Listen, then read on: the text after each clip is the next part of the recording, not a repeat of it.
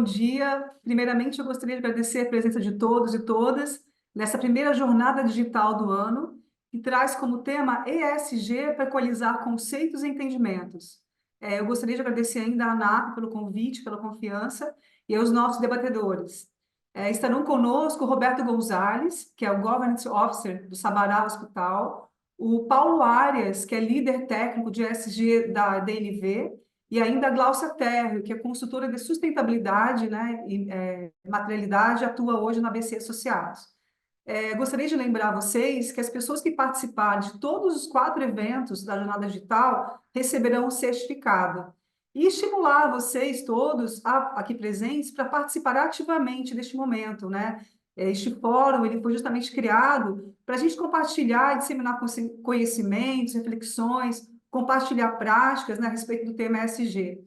Acredito que todos nós aqui não tem mais dúvida de que a adoção de uma agenda de sustentabilidade e essa inserção de critérios ambientais, sociais de governança na gestão das empresas vieram para ficar, né? Não há dúvida de que uma empresa, né, para dizer que tem um bom desempenho financeiro, o critério financeiro não é o único, né? A gente tem uma visão muito mais holística em relação a essa questão, né? E nesse sentido de falar de valor agregado, de incluir a agenda ESG, não existe uma solução única. E é isso que a gente quer trazer aqui para vocês, porque é importante que cada empresa, quando a gente fala de agenda ESG, ela entenda o seu contexto local, ela entenda a sua cultura, né? Não tem uma solução mágica, né? A gente tem que entender os seus principais impactos e um conceito muito importante, que aí os 3 debatedores vão falar bastante, que é fundamental, que é a materialidade do negócio, né? E é a partir da materialidade que a gente trabalha justamente todos os outros pilares. E aí cada um deles vai poder falar sobre isso. Com essa breve introdução, eu dou início, então, à nossa jornada digital. Só para a gente explicar um pouquinho da dinâmica, cada um dos debatedores, né, a Glaucio, o Paulo e o Roberto, eles farão uma breve apresentação ou suas considerações, e ao término a gente abre para debate com vocês e a gente conta com a participação de vocês. Então, para a gente começar, eu convido aqui o Paulo Ares, da DNV, para ele fazer a sua apresentação. Paulo, está com você a palavra. Muito obrigado, Ingrid. Conseguem me ouvir bem? Sim, estamos te ouvindo. Tá, vou compartilhar aqui a minha tela. Imagino que vocês estejam vendo ela já. Estamos sim, Paulo. Perfeito. Que bom, gente. Bom, muito feliz de poder estar aqui. Um bom dia para todos e todas. Meu nome é Paulo Arias, eu trabalho na DNV. Eu sou um dos líderes técnicos de ESG. É, a gente tem uma experiência bastante interessante aqui no Brasil e globalmente com ESG. Eu, particularmente, estou há 17 anos no mercado, já participei de materialidades, de produção de relatórios, de asseguração em diferentes áreas e setores. E essa apresentação traz um pouco dessa jornada ESG, da forma como a gente entende o ESG aplicado nas empresas, através de estudos e cases públicos. Depois, essa apresentação vai ser compartilhada com vocês, mas antes da gente começar, só para trazer um pouco da DNV, é uma empresa global de garantia e gerenciamento de riscos. A gente está há 160 anos no mercado, com 12.500 empregados e mais de 100 mil clientes. Também é uma fundação, então 5% da nossa receita anual é destinada para pesquisa e desenvolvimento. O nosso propósito é salvaguardar a vida, a propriedade e o meio ambiente, e a nossa visão é ser uma voz confiável para enfrentar as transformações globais. É um time multidisciplinar que trabalha em várias áreas.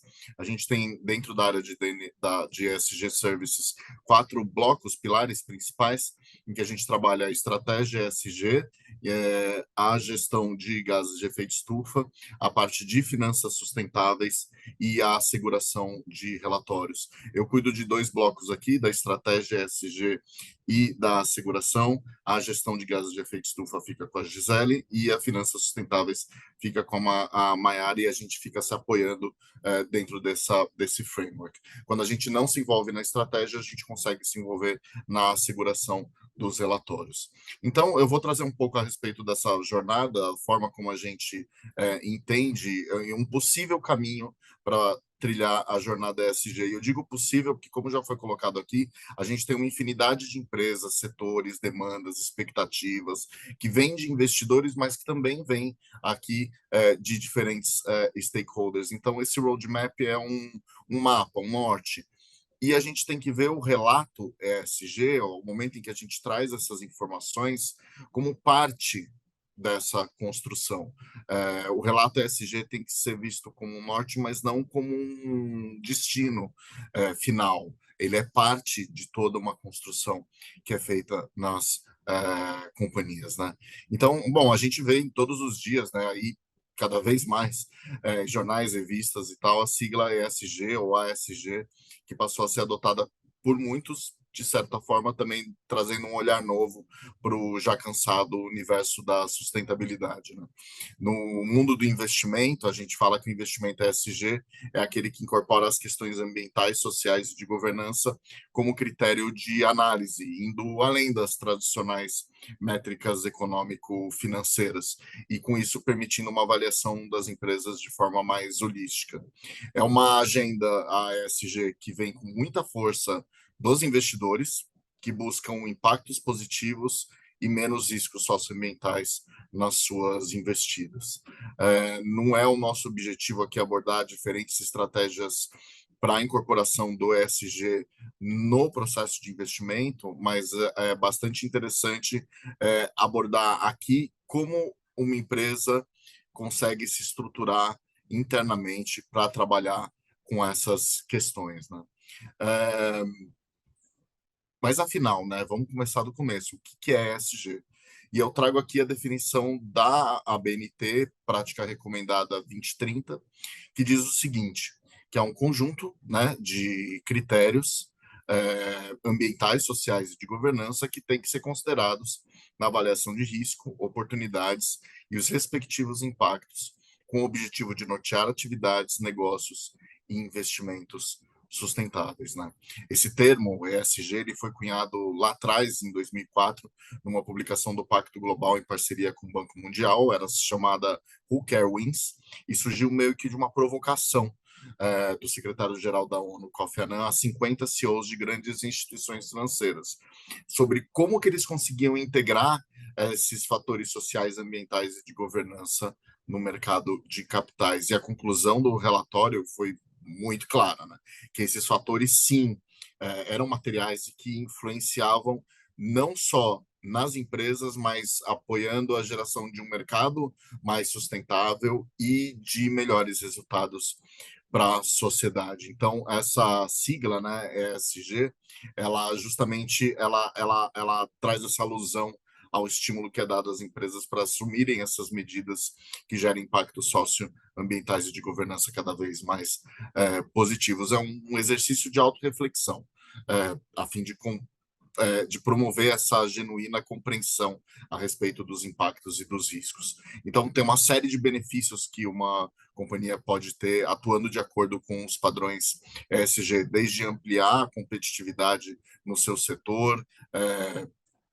ESG tem sido um critério bastante utilizado para demonstrar solidez nas companhias. A gente está falando de custos mais baixos, de melhor reputação e imagem, de maior resiliência nesse mundo louco que a gente vive, que cada vez tem, né, trazido cada vez mais desafios para a gente se debruçar sobre.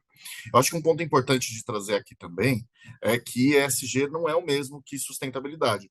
Esse é um estudo muito interessante do Grupo Report, fala sobre os caminhos do relato ESG e aborda justamente essa diferença entre o ESG e a sustentabilidade, né? Então, eu acho que tem um ponto aqui muito fundamental. O ESG ele tem um foco muito forte em investidores.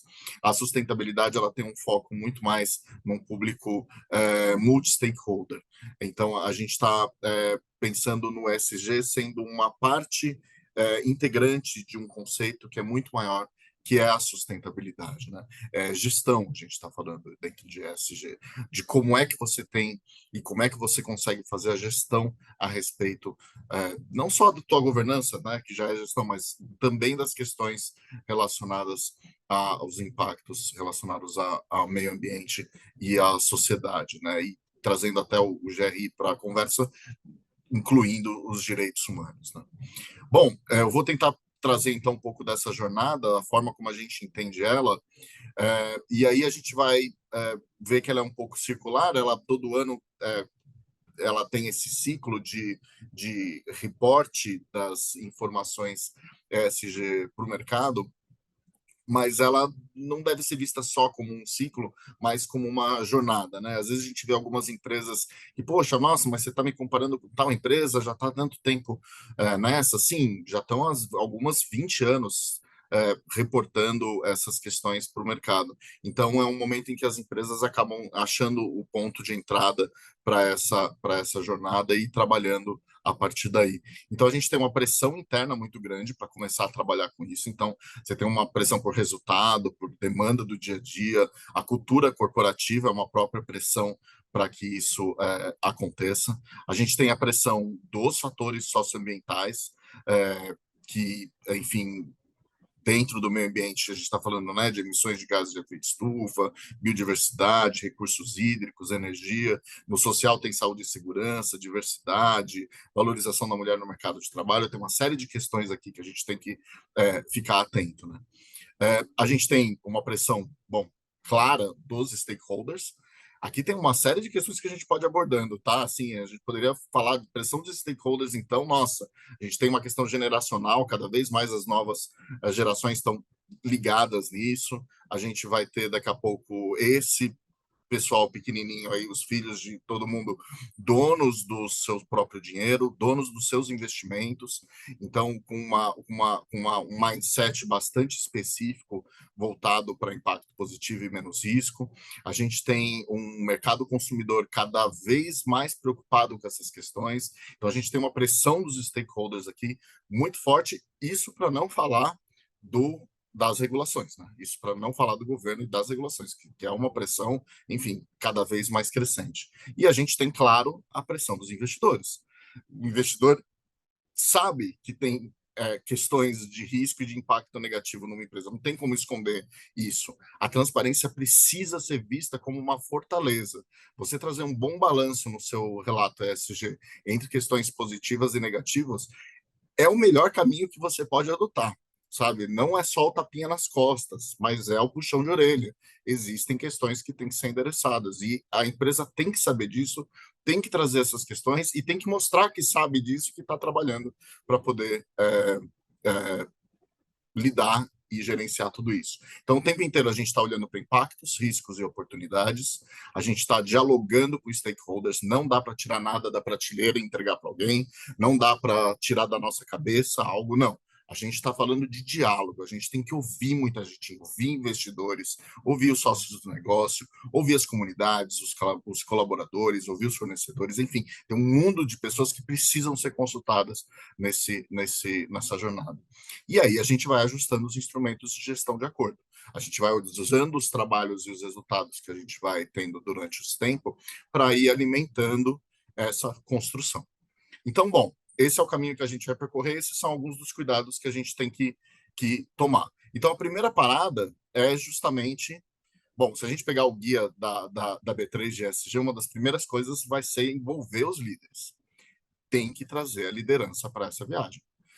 Tem que falar com eles e eles têm que ser ouvidos. Eles têm que participar dessa construção.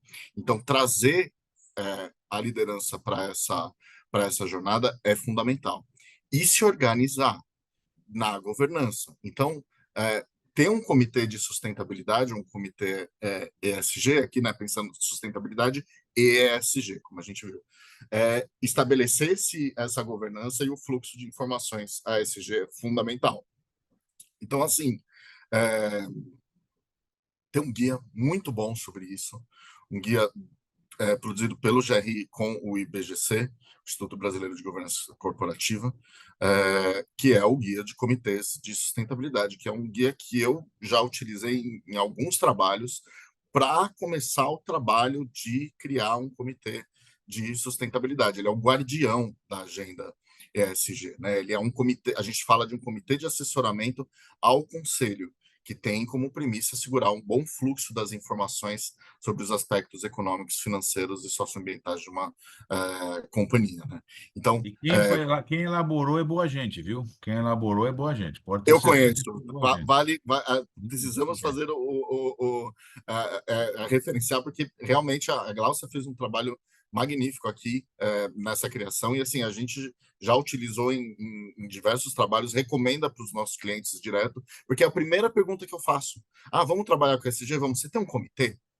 Ah, tenho. Ah, que legal, toma o guia. Ah, não tenho. Tá bom, toma o guia. Tipo, lê ele, absorva o que está lá dentro, se organize de acordo com o guia consegue te trazer. Então, assim, esse é o começo, é criar essa estrutura que é importante para conseguir integrar o ESG, a sustentabilidade nos negócios, né? Então, tem uma série de recomendações aqui dentro. De novo, a apresentação vai ser compartilhada com vocês, vocês vão poder observar e ver essa construção e como esse comitê tem que se posicionar, como é que o fluxo de informações tem que acontecer dentro de uma companhia. A gente recomenda muito um diagnóstico ESG, como é que está a tua empresa em relação ao ESG. Então, esse diagnóstico te ajuda a entender a organização, a analisar as práticas dentro das temáticas ESG.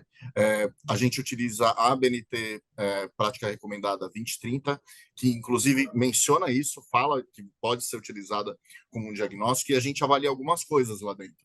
Então, qual é a avaliação geral do responsável por aquele tema, se as práticas que estão colocadas lá estão implantadas, se elas estão em andamento, se elas não foram implantadas ainda, qual é a situação encontrada, a descrição real do que está acontecendo com cada tema, os recursos disponibilizados, recurso financeiro e não financeiro, vamos lembrar, né? A gente está falando de pessoas também, planos futuros, quais são, os resultados obtidos, quais os resultados que foram alcançados até agora, os planos futuros, então metas, objetivos, o que se planeja dentro daquela temática e daquela prática recomendada, e, claro, evidências para que a gente consiga ter um tracking do que anda acontecendo, né?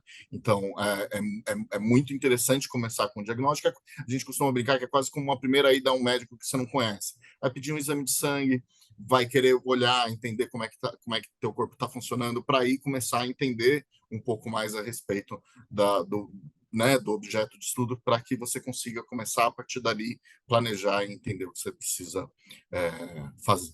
Então, a PR 2030 é uma aula para que a gente consiga entender um pouco e diagnosticar a questão da ESG dentro da companhia. Materialidade. Eu não vou me estender na materialidade, porque, de novo, a gente tem uma especialista aqui, que é a Glaucia, que vai falar bastante sobre ela. A DNV, recentemente, criou um guia sobre materialidade, o Guide to Materiality Requirements. Já aviso que está sendo reformulado, porque, nossa, esse mundo está em constante evolução, tem novas normas, novos conceitos aparecendo, enfim, é muito importante trazer tudo isso, mas a materialidade, em termos bastante simples, é uma forma da gente entender o que é material relevante para uma companhia e sobre isso se debruçar na sua comunicação. E, claro, usar a materialidade só para comunicação é um uso muito pequeno do potencial que a materialidade tem. A materialidade tem que ser utilizada para gestão. E, nossa, você pode, depois da materialidade, levar isso para o seu comitê e trabalhando dentro do comitê os temas, você pode levar para treinamento, você pode levar para um desenho de política, pensando o que você quer de eixo de atuação e de ambição com cada tema, você pode levar para o seu planejamento estratégico, enfim, o uso é múltiplo dos resultados da materialidade, né? A Glaucia vai abordar um pouco mais sobre isso, então eu confesso que eu vou deixar esse tema mais para ela abordar, mas essa é a ideia. Algumas normas e frameworks acabam trazendo esse conceito, justamente que você tem diferentes frameworks para a construção de relatos, que têm escopos distintos, públicos, focos completamente diferentes, e aí você tem diferentes tipos de leitura da materialidade também. Bom, terminou a materialidade, imediatamente você consegue fazer uma correlação com indicadores de desempenho, pode ser GRI, pode ser SASB, indicadores próprios que façam sentido para a sua empresa. Eu já passei por situações em que a gente vai recolher, por acaso, um indicador e alguém vira para mim e fala assim, você que pede todo ano esse número dessa forma, né? Aí eu falo, esse é um indicador, segue esse protocolo, tal. Só você pede o número assim. Então, o número tem que fazer sentido para a companhia. Por vezes, o número que é divulgado, ele tem que ser trabalhado, o próprio indicador próprio da companhia, da melhor forma que você pode contar a tua história de desempenho.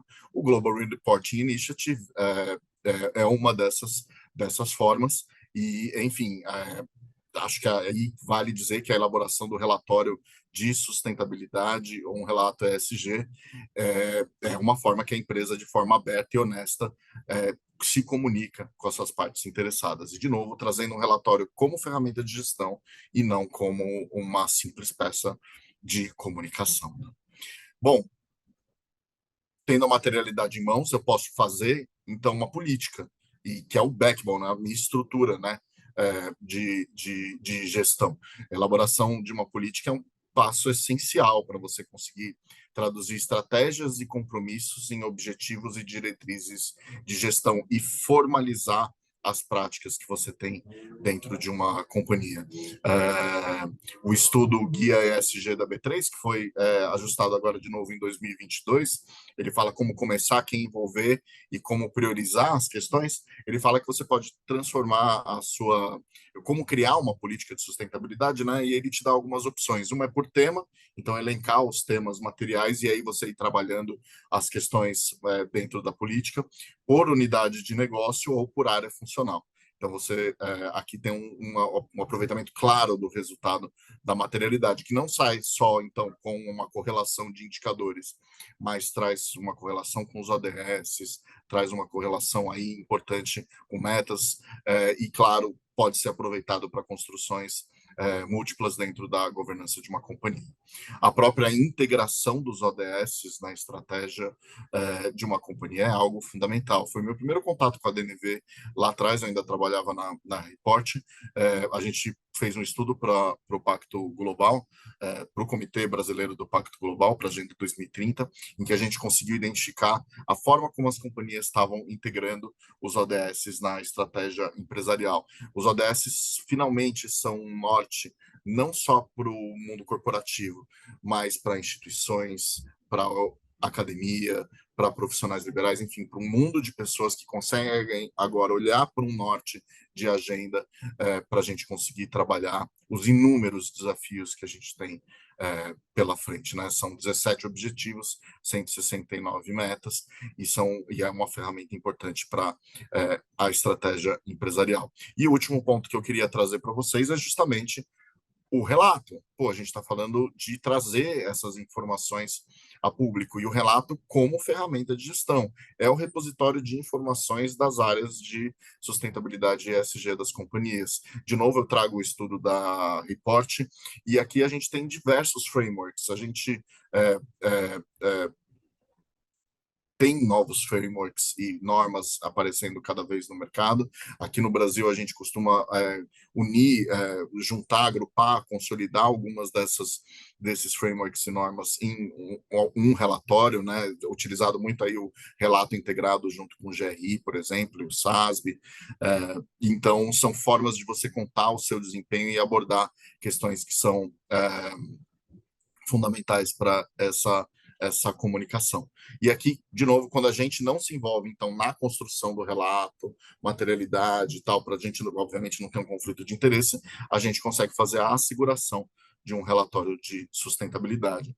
E a asseguração é justamente para a gente conseguir aumentar a credibilidade e a confiabilidade das informações que são relatadas aqui, e o tempo inteiro o nosso foco é na qualidade do relato, na qualidade da informação que a gente leva para o público. Gente, eu fico por aqui, eu vou passar a palavra agora para o pessoal se aprofundar nas questões. Eu espero que tenha, enfim, trazido alguma claridade a respeito do ESG e que tenha trazido perguntas também. Então, depois a gente volta para tentar responder elas e vocês recebem o material depois para vocês acessarem os documentos públicos para que vocês possam se aprofundar nos estudos de vocês.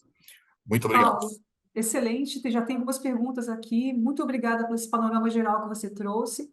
Vou explorar um pouquinho agora a Gláucia. A Gláucia tem muita experiência nessa área também. E aí, Gláucia, eu queria que você trouxesse para a gente está falando aqui de materialidade, né, que é um conceito que é fundamental para a gente criar essa agenda.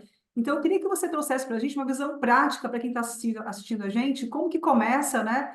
E uma outra questão importante também, que eu acho que é muito comum no mercado a gente falar de GRI, materialidade, mas para a gente que atua na área de saúde, não é tão comum assim. Então, se você puder falar um pouquinho para a gente sobre a GRI, nem todos conhecem essa metodologia, né? Eu entendo que é uma importante ferramenta de autoavaliação dessa agenda ESG, e falar da materialidade, se puder explorar um pouquinho mais esses dois temas, falando uma visão geral da GRI como ferramentas de autoavaliação e da materialidade também. Obrigada, Ingrid. Obrigada, Paulo, pela excelente apresentação, excelente evento, Ingrid.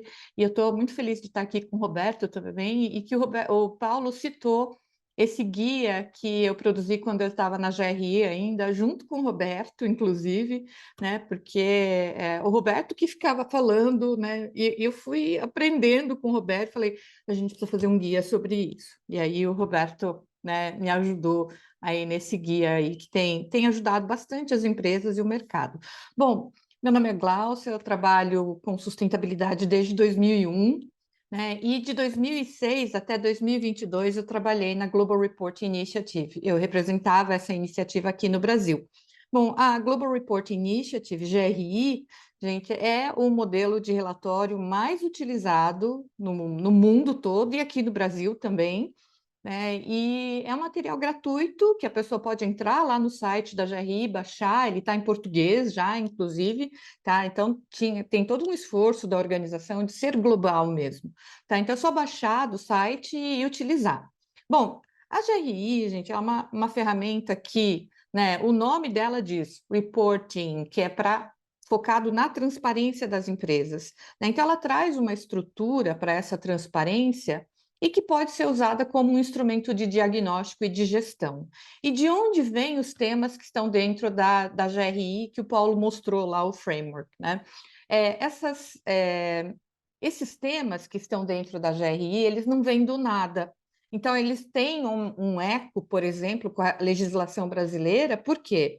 Porque tudo aquilo, por exemplo, que é de direitos humanos e relações trabalhistas, ele vem ali da Declaração Universal de Direitos Humanos, vem, né, das normas da OIT, né, das convenções da OIT, que refletem nas regulações brasileiras, como a CLT, por exemplo, né? Então, tudo aquilo que está na Declaração Universal de Direitos Humanos está dentro da Constituição brasileira, que depois vai para, né, os aspectos estão ali nas normas, na regulação da CLT, e depois ele desce, por exemplo, para um aspecto que tem a ver com vocês e que é muito conhecido de vocês, que é o NR32, por exemplo, que é segurança dos profissionais da saúde, né? Então, gente, não é nenhum bicho de sete cabeças, tá? No momento que você for usar essa ferramenta, você já vai ter essa conexão, você vai ver o eco entre as ferramentas,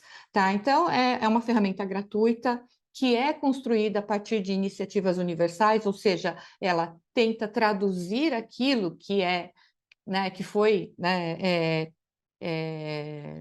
que está ali na convenção da OIT, por exemplo, em indicador para ajudar a empresa no processo de gestão. O Paulo falou sobre a diferença entre sustentabilidade e ESG, né? E por que ESG hoje, gente, ele é tão predominante? Porque ESG tem a ver com as empresas, com a gestão, como o Paulo mencionou.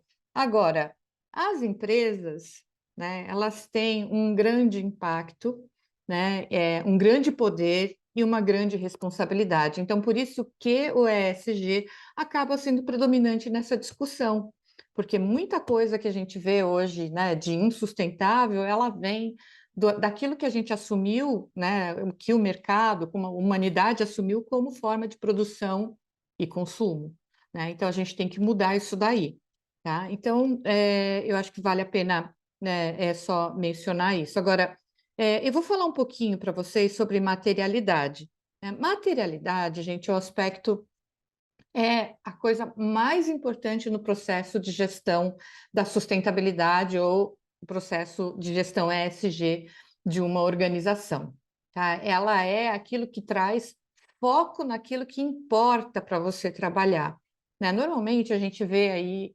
sustentabilidade, ESG, a gente vai ver o que está dentro do E, vai ver o que está dentro do S, vai ver o que está dentro do G, e a gente vê um universo gigantesco de coisas. E aí a gente precisa falar, peraí, por onde que eu começo? E por onde que eu começo é fazendo a materialidade, indo naquilo que realmente importa, naquilo que você tem que priorizar. A materialidade é isso. Tá? E como é que você faz a materialidade? Materialidade, gente, tem um mantra, né, que é muito simples, que é: qual é o meu negócio? Tá? Então, se eu sou um hospital, eu tenho uma série de aspectos. Por exemplo, um hospital não precisa ficar falando em uso de pesticida, por exemplo, ou de bem-estar animal, né? O hospital é outro tipo de negócio, né? Uso de pesticida, bem-estar animal, agronegócio. Indiretamente, talvez tenha uma relação aí, por causa que, né, bem-estar animal, uso de pesticida afeta na saúde das pessoas, então talvez indiretamente isso venha. Mas no momento, quando você vai começar, você tem que ir pelos aspectos que realmente têm a ver com o negócio de vocês.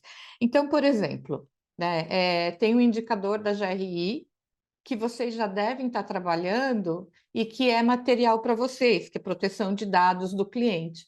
Né? Por que que ele é material para vocês, gente? Porque, né, vocês trabalham com clientes, isso já é automaticamente, né, tem uma regulação para vocês sobre isso, antes até da LGPD. Né? E hoje tem a LGPD, então, assim, isso é material para vocês, tá? Agora, né, não queria assustar vocês, que essa palavra materialidade assusta, né? Tem uma forma, depois eu vou mostrar um slide para vocês, mas uma empresa que está trabalhando, por exemplo, né, que já está observando todas essas questões da ONA, por exemplo, né, da certificação ONA, tem muita coisa que é material que está ali já. Então, para vocês não ficarem assustados, tá? NR32, CLT, aquilo que está na nossa Constituição, né? Antes mesmo da gente falar da Política Nacional de Resíduos Sólidos, vocês já tinham uma regulação para lidar com resíduos hospitalares. Isso é material para vocês. Então, não se assustem, tá? Porque parece que é um mistério, uma coisa nova, mas não, gente, tem muita coisa que vocês já fazem e que é aí ESG, né, no negócio de vocês. Eu vou colocar só o slide, depois a ANAP coloca para vocês a apresentação inteira. Tá? Eu só queria, deixa eu só colocar aqui, cadê a minha apresentação? Está aqui. Tá? Então, aqui nessa apresentação, gente, tem o que eu já falei para vocês, né? O que é materialidade, é o foco no que importa. Tem uma coisa nova hoje no mercado, deixa eu só fechar aqui, senão, né, não dá para ver, que é a dupla materialidade, tá? E também não é nenhum mistério, tá? A dupla materialidade, gente, ela é importante não só para quem vai ler o relatório, mas é importante para a própria empresa. Por quê? A dupla materialidade, ela fala, bom, né, é importante você saber aquilo que é importante, mas é importante saber de que maneira que isso impacta na sua organização, tá? Então, é aquilo que é impacto da empresa e impacto na empresa, tá? Então, seguindo aqui, gente, eu coloquei exemplos, tá, de dupla materialidade, né, na vida real mesmo, né? Então, quando a gente vê aqui hoje, né, por exemplo, saiu um artigo recentemente da Capital Reset sobre a diferença entre salário, né, de CEOs e salário e a média salarial. Né? E aí, assim, isso é um aspecto relacionado a ESG, né? E o que isso provoca? Esse abismo social, né, abismo salarial e abismo social, na verdade, são umas coisas que estão interrelacionadas, né? E o que isso provoca na nossa sociedade?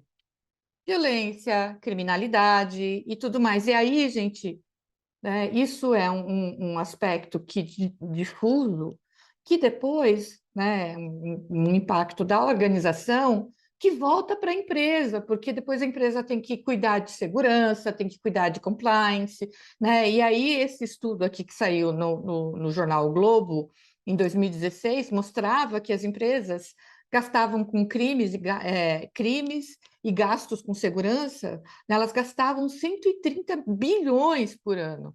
Né? Então, assim, vejam, uma coisa, né, acaba provocando a outra. Agora, tem um um exemplo aqui que é muito claro, né, que é o que aconteceu no Carrefour, lá em Porto Alegre. Nesse caso, foi um processo, foi um evento assim, muito infeliz, foi uma tragédia mesmo, né, e que acabou resultando, né? Então, esse é o impacto da empresa, né, que é a morte de João Roberto, e depois, como que isso voltou para a empresa em forma de destruição de valor financeiro, um acordo de 120 milhões fora a imagem, né, da empresa. Enfim, então, só alguns exemplos, né, para ir... Espera aí.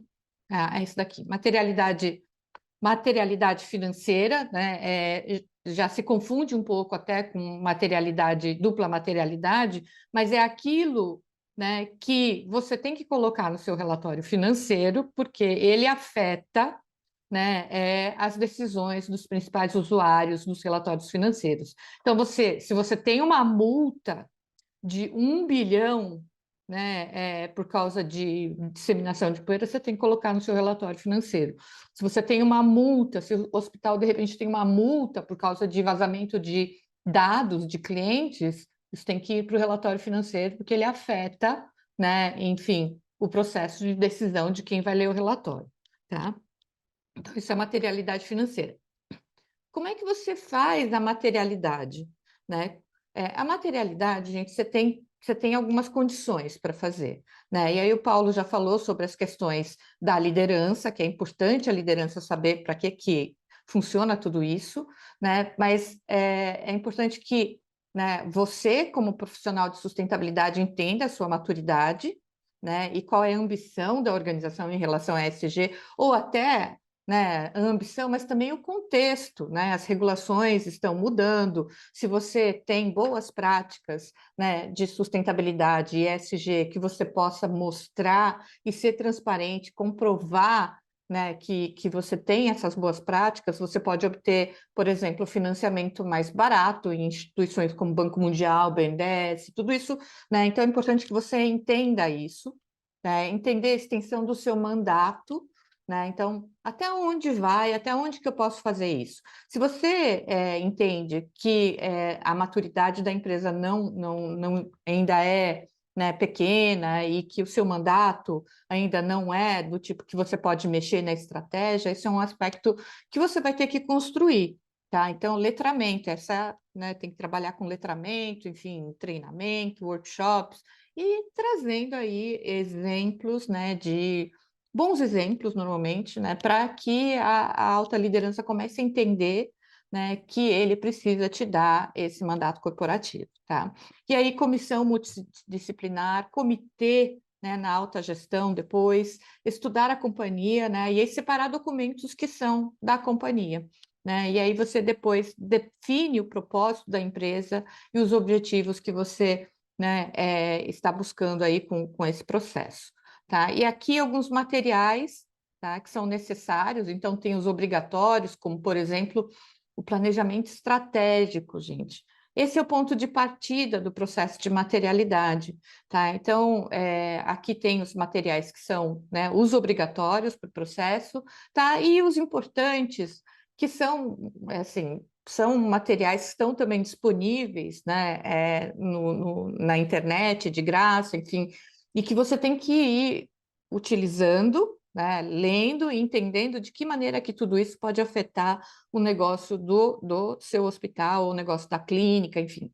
É isso daqui, eu acho que são os documentos que são importantes, ou seja, esses documentos que eu digo que são importantes, ele é um treinamento e um convite para desenvolvimento do pensamento sistêmico, né? E a conclusão, no final, é simples, né? Você entender que uma empresa, ela não pode ser saudável numa sociedade doente, tá? Então, é por aí que, né, funciona aqui, né, é o processo de materialidade, tá? Então, a etapa 1 é entender o modelo de negócio, planejamento estratégico, saber qual é a cadeia de valor e o contexto de negócio, tá? É importante que você saiba também para que você está fazendo tudo isso, né? Normalmente o pessoal começa essa jornada de ESG e não sabe para onde quer ir, né? Então, é importante que ela saiba o que ela quer com isso, o que ela quer ganhar com isso, né? Ela quer obter,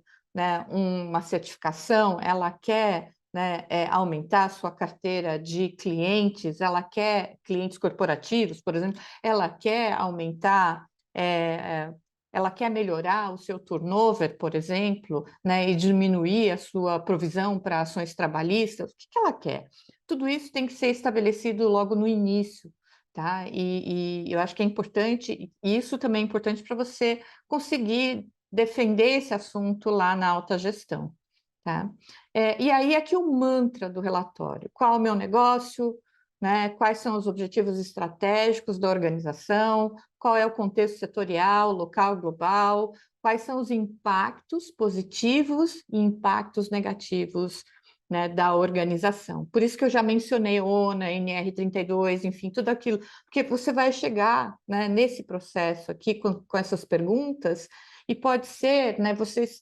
eu vejo que tem muita gente que tem medo de começar, mas aí depois você começa a fazer essa reflexão e fala, puxa, tem coisa que eu já faço aqui. É uma questão de organizar as coisas, né, e colocar isso de uma maneira clara para visualização. Tá, então, você faz um mapeamento de impactos, define aquilo que é prioritário, e aí, né, você valida com a alta gestão, né, e define aquilo que vai ser divulgado no seu relatório, né, ou até assim, se a empresa quiser fazer uma divulgação primeiro interna, antes de ir para fora, também pode, tá? Porque, né, de repente você tem insegurança de colocar as informações para fora. Eu acho que assim, trabalhar a transparência interna é fundamental antes de você tentar fazer a transparência, né, para fora. Tá? Então, o que acontece hoje no mercado, que tem muita gente falando de greenwashing, é por quê? Porque as empresas, primeiro, não fazem, né, esse processo para definir o que é material, e há um esforço muito grande das organizações para serem transparentes para fora, né, antes de serem transparentes internamente, né? E toda aquela mudança de cultura, tudo que a gente precisa fazer dentro da organização não se faz, né? Então, por isso que tem aí uma epidemia aí de greenwashing hoje no mercado, tá?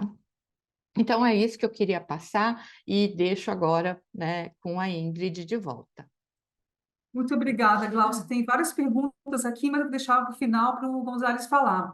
Gonzales, tanto o Paulo quanto a Glaucia, eles falaram muito aqui de engajar a alta direção, né?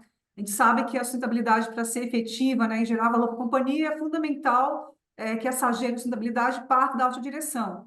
Só que a gente também conhece que muitas vezes esse engajamento todo depende muito da cultura, né, dessa mudança de cultura da empresa.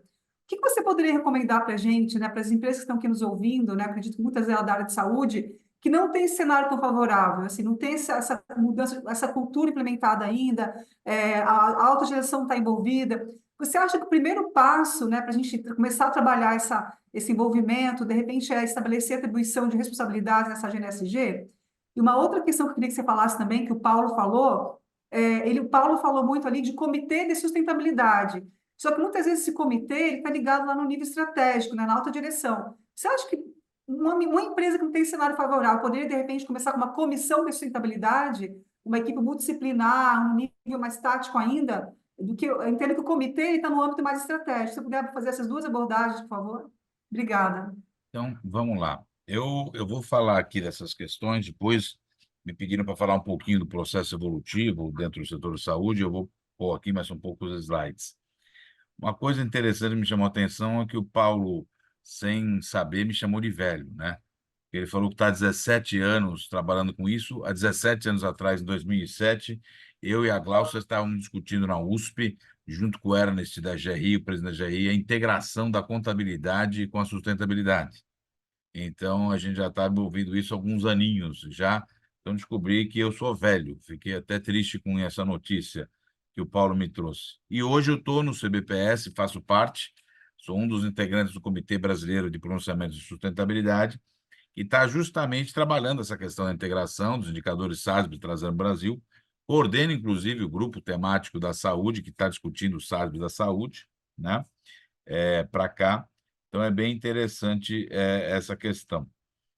No comitê foi muito interessante porque eu já participei da montagem de alguns comitês de sustentabilidade, o ESG nas empresas, provocava a Glaucia sempre para trazer isso, e aí ela me provocou, junto com a Juliana Lopes, para a gente desenvolver isso. Nós entrevistamos 7 presidentes ou coordenadores de comitês de algumas empresas, no caso ali eram empresas listadas em bolsa, e fizemos um trabalho bom. A sua colocação é altamente pertinente. Uma coisa que eu aprendi, Ingrid, é que a carruagem pode ter o cavalo na frente ou atrás. É isso que eu aprendi. O que significa o cavalo na frente? Quando você já tem alguma estrutura de ESG, de sustentabilidade na sua organização, e você vai montar o comitê, o cavalo está na frente, a carruagem dispara. Quando você não tem absolutamente nada de ESG, ou tem o que a Glaucia falou, porque sempre tem alguma coisa, eu concordo com ela, sempre tem, mas você está no básico do básico do básico, aquele pretinho básico que as mulheres falam, né? Está no básico do básico do básico. O cavalo, você quer montar um comitê, o cavalo vai atrás da carruagem. A carruagem continua indo para frente, o cavalo está empurrando com a cabeça a carruagem, mas vai numa velocidade muito mais lenta. É isso que as pessoas têm que entender. Quando você está na idade da pedra, no tema e quer montar um comitê, a velocidade vai ser lenta, não tem como não ser lenta. Você não tem os instrumentos necessários, fundamentais, para subsidiar o comitê para acelerar essa agenda. Quando você tem compliance estruturado, você tem uma agenda ambiental clara, bem definida, um recursos humanos e ações com a comunidade bem estruturado na organização, é lógico que você montar um comitê, esse processo vai ser acelerado. Em relação à comissão que você falou, é perfeito. Muitas organizações montam, não na alta administração, não na alta decisão dos hospitais, onde seja, nas organizações, montam-se na operação, do CEO para baixo, né? E para fazer a coisa andar na operação, fazer, olha, o que tem aqui para a gente existir, fazer um diagnóstico. Eu sempre falo para todo mundo, começa com um diagnóstico, faça um diagnóstico do que você já faz. O guia da ANAP, por exemplo, eu conheço um pessoal que não quis falar nada, não quis expor nada de meio ambiente no guia da ANAP ESG. E eu falei para o pessoal, se prepare, vai sair o guia, vocês vão ver que vocês tinham coisa para mostrar. Dito e feito. Por quê? Até porque, como já foi colocado aqui no chat, o setor da saúde acordou tarde. Eu concordo com quem colocou isso, acordou muito tarde. Os outros setores foram evoluindo, a Glaucia colocou, e é verdade. A agenda já está. Nós estamos nisso, eu e a Glaucia, desde os anos 90. O Paulo era um bebê, estava nascendo. Né? E a gente já estava discutindo esse assunto desde os anos 90. Né? Como é que as organizações poderiam estar envolvidas com isso? Então, acho sim que é um caminho muito importante. Eu tenho uma observação para fazer, é relevante, depois não sei se vai dar um debate, eu sei que o Paulo vai ter que sair, mas é importante o seguinte, para mim o investidor também é um stakeholder. Eu não segrego investidores e stakeholders. Por uma tela do Paulo, que ele colocou stakeholders e investidores separados, eu acho que o Paulo, pela cabeça dele, sabe que sim, mas aquela tela pode fazer com que o interlocutor que está aqui do lado entenda diferente. Que stakeholders é uma coisa e investidor é outra. Essa é só a minha preocupação. Né? Eu entendi, o Paulo concorda comigo, já vi pela cabeça dele, mas por causa da tela do slide. Né? E eu fiquei muito feliz também, porque participei não só do guia, como a Ingrid colocou aqui o Sustentabilidade nos Conselhos de Administração, feito em 2013, também estava lá, também participei das entrevistas, discutindo aquilo. Então, eu sou um jurássico, sou velho demais. Né? Ainda bem que eu tenho uma filha de 2 anos e 4 meses, que faz com que eu fique novo, e outra de 13. Agora, Ingrid, eu só queria, se eu achar aqui, porque eu acabei, né? Deixa eu ver se está com vocês aqui. Eu tinha deixado o PowerPoint bem claro para poder compartilhar com vocês. Vamos ver se vocês estão Inclusive, essa vendo aqui. pergunta que coloquei agora, Gonzalez, é do Michael mesmo, que ele fala justamente disso, do desafio de implementar um comitê de ESG, ou com uma comissão, em uma empresa que Então, não tem uma cultura clara referente ao tema, eu né? coloquei até para ele isso, porque eu já fiz isso em algumas organizações. Tem uma empresa de não é do setor da saúde, mas nós agora implantamos lá, inclusive, nós temos um comitê ESG, começou em 2023, lá no hospital, né? Primeiro fazendo todo o levantamento do que existe. A ideia é que esse comitê ESG ele vai ser alavancador dessa agenda nos conselhos, tá? Mas inicialmente começando com todo um diagnóstico, a gente começou agora, né? Mas a gente está evoluindo em todo um processo nas 3 letrinhas, no C, no S e no G. Por exemplo, a gente não tinha uma diretoria dedicada a recursos humanos, o hospital implantou em fevereiro do ano passado, tá? tá? Era vinculado na diretoria de administração e finanças. A gente está crescendo a questão ambiental com uma gerência dedicada exclusivamente para isso. Temos o Compliance Officer, estamos crescendo também na área de governança. O Governance Officer, que sou eu, iniciou lá em 2017. Então, nós estamos crescendo nessa agenda. O que significa? Essa agenda veio crescendo, a implantação do Comitê ESG agora faz com que ele seja um acelerador da agenda, porque a agenda andou. Como você bem colocou, Ingrid, nós tivemos questões operacionais que fizeram a agenda se preparar para ter um salto e a estratégia poder discutir isso. A estratégia decidia que isso era relevante, que era importante, que o hospital não poderia deixar de ter isso presente, mas foi operacionalmente se desenvolvendo. O Governance Officer é vinculado diretamente ao presidente do Conselho de Administração, então o meu chefe é o presidente do Conselho de Administração. Eu sou subordinado diretamente ao presidente do Conselho de Administração. Tá? E o Compliance Officer também, ok? Não que em algumas organizações o Compliance Officer é definido, subordinado via diretor jurídico. Então, a implantação numa empresa de concessões rodoviárias, ela não tinha nada, ela só fazia legalmente o que estava no contrato de licitação. Lá nós implantamos um comitê, isso faz uns anos já, tá? O nome era Sustentabilidade, hoje eles alteraram o nome para ESG, né? Lá, mas era um comitê que é o seguinte: olha, isso aqui, eu tenho um contrato de licitação que eu tenho que cumprir, mas eu tenho que ir além disso, porque senão isso vai ficar precário para mim. A própria companhia chegou a essa conclusão. E ela montou o comitê para ser um acelerador da agenda. Aí você vai falar, como é que eu faço para montar um comitê? Primeiro, você tem que ter um diagnóstico do que você já faz. É um ponto pacífico, tanto é que foi a primeira coisa que nós fizemos lá. Se você não tem um comitê, monte o seu diagnóstico. O que você já faz para ter o grupo de trabalho? Quem que eu vou pôr no comitê? Primeiro, tem que ter um conselheiro ou algum membro da alta administração que tem que liderar esse trabalho, porque se ele é estratégico não tem sentido, diferente da comissão, né? Então, Roberto, seus algum membro... slides não estão passando. Não sei se você está passando os Não, slides. não, Eles não, eu estou respondendo não... a sua Ah, pergunta tá ainda, já bem. Tá ocupei um certo. tempão, eu sei. Eu estou ainda Tá na bem. sua pergunta, né, Tá bom. especificamente de conselho, mas eu vou passar aqui os slides, senão, rapidamente, gente, eu não vou, aqui, ó, vou passar tudo, porque me pediram para falar do processo de evolução histórica, foi o que foi pedido para mim. Então, isso aqui eu não vou focar muito, porque já falei 8 minutos, né? Mas aqui, para vocês terem aqui, acho que vocês têm a marcação que teve, né? O termo desenvolvimento sustentável nasceu em 72. Como é que eu cresço e desenvolvo sustentabilidade? E lembrando só que o símbolo da Fiesp, nos anos 70, era uma nuvem com chaminé, emitindo fumaça. Tá?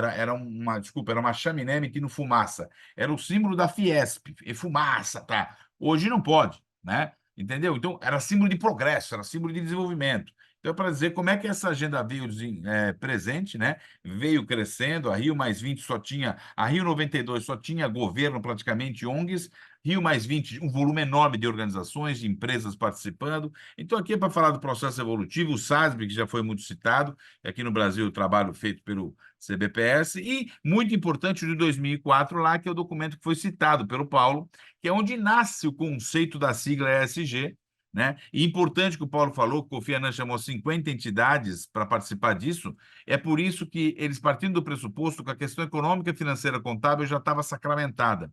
Por isso que eles não colocaram o ED Economic, o que foi a maior burrada que eles fizeram, do meu ponto de vista. Porque tem muita gente que não lê esse documento, que deveria ler 2004, para entender a integração entre o econômico, financeiro, contábil com o socioambiental através da governança. É isso que o documento fala. Eu vou fazer a governança para ter integração econômica, financeira, contábil com o socioambiental. É isso que trata o documento. Mas como eles não colocaram o ED econômico, muita gente... Eu já ouvi uma pessoa que falou o seguinte, no ramo hospitalar, viu, Ingrid? Eu tenho que ter a governança socioambiental e a governança econômico-financeira. Eu falei, nossa, isso aqui, coitado, ele deve estar fumando muito, né? Porque deve ter tido ideia maluca, né? Não tem sentido o que ele está falando. Mas já vi o cara falando isso, né? E aqui, bem, aí é só o histórico brasileiro. Aqui depois posso um dia falar com mais calma, não vou me ater muito aqui, mas aqui é a questão do balanço social, né? As organizações relatário que faziam social começou com isso, veio crescendo. Eu tenho a honra de fazer parte do primeiro conselho do Índice de Sustentabilidade Empresarial da Bolsa, participei da discussão desde 2003 até 2005, o que foi um ponto marcante de divisão de águas, porque o ISE, apesar de estar sustentabilidade, ele tratava de governança, das questões sociais internas e externas, das questões ambientais, então ele tratava do mundo ESG, né? Então, um ponto marcante e fundamental no processo histórico brasileiro. Aqui, a ANAP fez isso em 2022. Conversei bastante com a Ingrid, né? Porque eu brinquei, vou falar aqui o que eu falei para a Ingrid. Isso aqui pareceu um catadão, né? Um catadão do que foi feito. Eu estou falando o que eu falei, não vou falar o que a Ingrid falou. Depois ela fala se ela quiser, né? Mas eu falei que era um catadão o negócio lá, o de 2022, né? Mas nós já tivemos um processo evolutivo para 2023. Então, nós já tivemos lá ambiental, gestão de resíduo, infraestrutura, instalações e eficiência energética. Agora, o estado da arte era que os cases colocados aqui, de qualquer um deles, resíduos, gestão de resíduos, como é que é a tomada de decisão de gestão de resíduos e como é que isso impacta a vida das pessoas? Você sabe o que eu estou falando? Eu estou falando do E, do S e do G. Não só falar da gestão de resíduos, do impacto ambiental, que é o que a maioria que tem lá. Tudo bem, o setor da saúde está crescendo. Isso vale para infraestrutura, instalações sustentáveis e eficiência energética. A mesma coisa para o social. Uma coisa que é nevrálgica para nós é a experiência do paciente. O tempo inteiro a gente fala disso, é verdade. A gente fala desse processo, a JCI fala disso, eu falo mais da JCI porque nós somos certificados JCI. Mas a ONA, tá, e outras certificações também tratam disso, mas a JCI bate bastante nisso, bate no bom sentido da questão, que é a experiência do paciente. Ótimo, como é que é o processo de tomada de decisão, o que impacta a experiência do paciente? E como é que isso impacta o ambiente onde nós estamos? Sempre tratando as três siglas. Os casos devem ser tratados ambiental, social e governança, lógico, mas sempre englobando tudo. Então, se eu vou falar da experiência do paciente, como é que a decisão... Eu tinha 3.000 caracteres para falar sobre isso aqui. É 3.000. visão integrada, né, Roberto? É justamente esse olhar Exatamente. integrado, né? Nós tivemos o cuidado de fazer isso lá no case, lá, mas focamos mais na questão do compliance e governança, mas também isso. Como é que se impacta a vida das pessoas e coisas? É essa versão integrada. E depois a diversidade, que está na outra página, do social, teve a diversidade e inclusão. Agora, o que eu adorei foi falar econômico e governança. Então, a ANAP colocou lá ESG. Eu vou deixar claro que a ANAP não me consultou, não, tá? Para não dizer que foi influência minha. Mas colocou o econômico, porque isso mesmo é ESG. A gente tem que entender que é isso na prática, na realidade. E é a mesma coisa aqui, desempenho econômico. Aí eu falo da excelência no meu desempenho econômico sem falar o que impactou na vida das pessoas isso e o que impactou no ambiente onde nós estamos. Eu estou falando que eu li o documento é fininho, né, Ingrid? É bem fininho o documento, né? Entendeu? Então é importante até, acho que o Paulo e a Glaucia, se não tem acesso a esse documento, né? É boa leitura para final de semana, entendeu? Estou brincando, mas é um documento importante. Tem cases, tem uma parte de várias coisas da ANAP, consolidação dos dados, etc. Eu tenho a honra de ter escrito um artigo a convite da Ingrid lá no Governança, né? Mas tem vários cases ali que são muito interessantes analisar como está o setor. Tá? Como está o setor, né? E aqui é a mesma coisa, compliance e inovação tecnológica. Então, foi isso que foi abordado. Eu acho que foi um processo muito evolutivo que a ANAP teve na constatação. Muitos hospitais, eu sei, porque a gente conversou com alguns, né? Acharam a dificuldade, mas o fato de ter dificuldade para relatar isso foi altamente positivo, porque obrigou a refletir. Mas nós tivemos muito caso sem a visão integrada, que a Ingrid colocou, e é perfeito, é isso que eu estou falando aí, sem a visão integrada. Não, desempenho econômico, vou falar só da economia. Não, o objetivo é esse. E acho que ano que vem, no documento, a gente vai evoluir mais ainda, e acho que é mais explícito de ter a visão integrada. Ah, mas eu não sei. Não sabe? Então conversa com a turma de RH, conversa com a turma meio ambiente, conversa com outras áreas, simples assim, para você ter um impacto no que foi implantar um programa de compliance que impactou nas pessoas que trabalham na organização, impactou nos fornecedores de fora da organização, e que impacto que isso teve no ambiente onde a empresa está. Isso é fundamental, essencial, importante. Mas, Roberto, acho que a mensagem que a gente tem que deixar aqui também é que, se for esperar o cenário ideal para começar essa agenda, é difícil. Não vai começar nunca. Trabalho com o que você tem, né? Não vai começar nunca. Agora, eu faço um corte muito importante. Desculpa, vocês estão ouvindo. Esse é o problema, você não está no escritório, né? É um inferno isso. Desculpa, gente. Eu tive que estar aqui no meu antigo quarto, que eu já vivi, que é aqui na casa da minha mãe, por N situações. Eu estou aqui. Calma que eu tenho meu apartamento, tá? Não estou morando na casa da minha mãe, não. Entendeu? Mas por situações eu tive que vir para cá, né? Então é o seguinte, se vocês vão ver aqui, isso aqui eu falo que foi o grande salto que o setor da saúde teve. Nós estamos agora discutindo muito se o setor da saúde vai ou não vou aqui discutir glosa ou não glosa, que são outros assuntos para a gente discutir também, né? Como é que vai ser, se vai ou não salvar na bolsa esse setor, que foi delicado bastante, principalmente na pandemia, Mas isso aqui deu um salto enorme na agenda ESG para o setor de saúde. Nós começamos a ter entrantes na Bolsa, e parabenizo a Redditor, da Ingrid, que é um grande case também, né? Nós tivemos entrantes na Bolsa que fizeram com que a pressão sobre essa agenda crescesse. Compliance nem se fala, governança lá em cima. Mas existe uma pressão forte de investidores, tem índices na Bolsa relacionados ainda, tem o ICO 2, tem a questão do ISDEN, e fizeram com que essas organizações tiveram que crescer a agenda como um todo, independente de ser hospitais, operadoras, etc., tiveram que crescer essa agenda. E isso fez com que o ecossistema discutisse. Não é à toa que a coordenadora da comissão ESG da ANAP é de uma companhia listada em bolsa, né, que é a Ingrid.